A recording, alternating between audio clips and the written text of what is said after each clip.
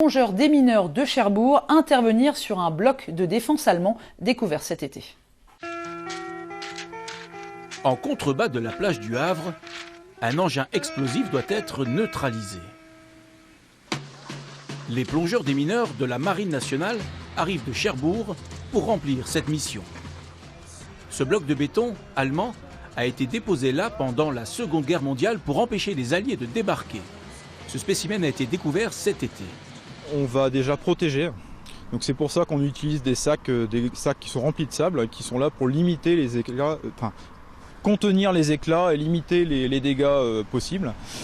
Et ensuite on va détruire le bloc de béton avec de l'explosif pour l'ouvrir et regarder, traiter les munitions qui sont à l'intérieur éventuellement.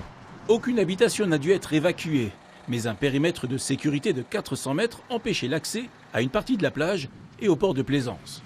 Le temps d'installer des pins de plastique sur le bloc. Et à cet instant, impossible de savoir s'il y a toujours de l'explosif à l'intérieur. Et à 16h16, le souvenir de l'armée nazie est neutralisé, la détonation est plutôt faible, l'engin était vide et il en reste encore de nombreux le long de nos côtes.